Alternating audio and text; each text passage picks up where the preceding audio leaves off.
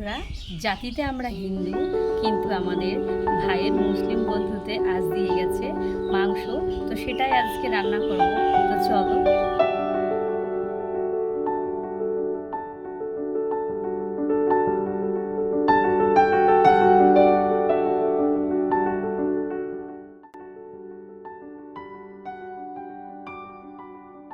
Hello বন্ধুরা, জাতিতে আমরা হিন্দু, কিন্তু আমাদের ভাইয়ের মুসলিম বন্ধুতে আজ দিয়ে গেছে মাংস।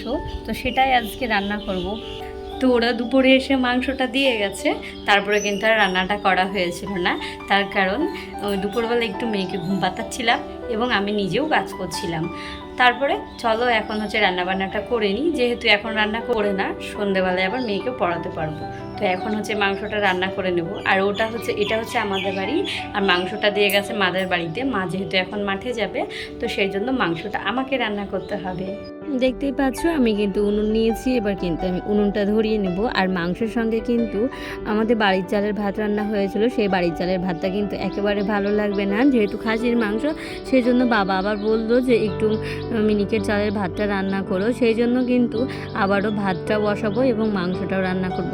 তো আগে মাংসটা সব কিছু জোগাড় করার আগে কিন্তু ভাতটা বসিয়ে নেবো, তাহলে কিন্তু মাংস সব কিছু জোগাড় করতে করতে আমার ভাতটা কিন্তু কমপ্লিট হয়ে যাবে। আর এইদিকে দেখো হাঁড়িতে কিন্তু মাটির লেবা ধুয়ে দিয়েছি, আর এই যে দেখতে পাচ্ছ সুন্দর করে আকার মধ্যে বসিয়েও দিলাম ভাতটা। তো চলো ভাতটা হয়ে গেলে তারপরে কিন্তু মাংসটা রান্না করব। তারপরে দেখো এইদিকে এত রৌদ্র তেজ হয়েছে যে উনুনটাকে সরিয়ে নিয়ে আমাকে ভেতরে ঢুকতে হয়েছে। এত রৌদ্র চলে এসেছে, কিন্তু ভেতরে একটু ছায়া রয়েছে, সেই জন্য কিন্তু ভেতর দিকে ঢুকলাম। এই যে দেখতে পাচ্ছ এবার ওই ভাইটা মাংসটা দিয়ে গেছে, তাদের আজ যেহেতু ঈদ উপলক্ষে তাদের কুরবানিতে একটা খাসি মারা হয়েছিল। তো সেই কারণে এখানে আমার ভাইয়ের যারা বন্ধু রয়েছে তাদেরকেও দিয়ে গেছে এবং ভাইকেও দিয়ে গেছে। তো যাই হোক, কেউ কিন্তু বাজেভাবে কমেন্ট করো না। আমরা কিন্তু এক বৃন্দে দুটি কুসুম, হিন্দু মুসলমান, এটা কিন্তু অনেক ছোটোবেলায় পড়েছিলাম। আমাদের গায়ের শরীরের রক্ত কিন্তু এক, যেহেতু ধর্ম যার যার নিজের নিজের, ওদের ধর্ম ওদের কাছে শ্রেষ্ঠ, আমাদের ধর্ম আমাদের কাছে শ্রেষ্ঠ।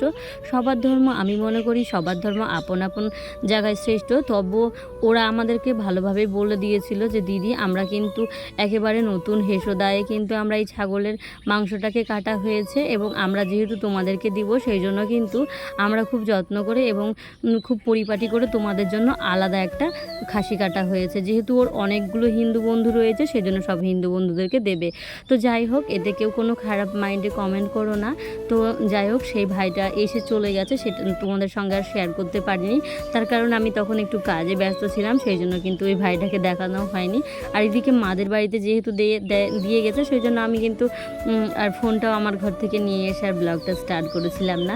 তো যাই হোক, সেই ভাইটাকে জানাই অসংখ্য ধন্যবাদ তার বন্ধুত্বের মর্যাদা দেওয়ার জন্য। তো যাই হোক, এদিকে কিন্তু মাংসটা আমি রান্না করার জন্য পেঁয়াজ, আদা, রসুন কিন্তু সবটা ছাড়িয়ে নিয়েছি এবং জিরে এবং আদা বেটেও নিয়েছি। তো আমার এক দাদার বিয়ে হয়েছে, সেখানে কিন্তু হিন্দু মুসলিম একই পাড়ায় বাস করে, তো সেখানে কোনো ভেদাভেদ নেই। ওদের পুজো পালে ওরা জামা প্যান্ট কেনাকাটা করে, কিন্তু ওদের ঈদ উপলক্ষেও কিন্তু ওরা যা কেনাকাটা করে সেগুলো কিন্তু হয়তো গরিব মানুষদের দেয়। তো যাই হোক, এদিকে আমার রান্নাটা কমপ্লিট হয়ে গেছে। রান্নাটা কমপ্লিট করে নেওয়ার পর এত গরম লেগেছে তোমাদের হয়তো বলে বোঝাতে পারবো না। সেই জন্য কিন্তু আমাদের বাড়ি কাছে যেহেতু নদী রয়েছে, সেই জন্য ভাগীরথী নদীতে আমরা স্নান করতে চলে যাচ্ছি।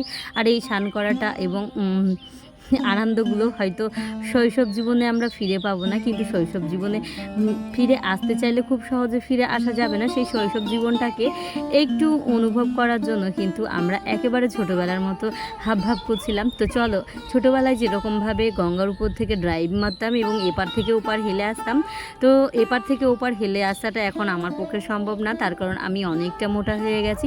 আগে যখন অনেকটা পাতলা ছিলাম, তখন কিন্তু আমি এপার থেকে ওপার গঙ্গা সাঁতরে পার হয়েছিলাম, কিন্তু দুঃখের বিষয় এখন যেহেতু অনেকটা মোটা হয়ে গেছি, তো সাঁতার আমি জানি।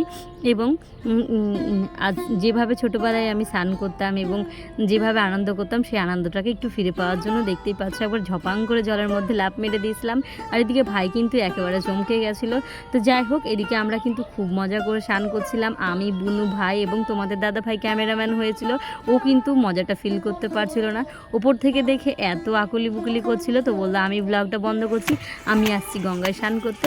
তো আমি আমার বন্ধুদের দেখাই এই যে আমাদের ভাগীরথী গঙ্গা, আর এই ভাগীরথী গঙ্গার জল কিন্তু অনেকটা গভীরত্ব।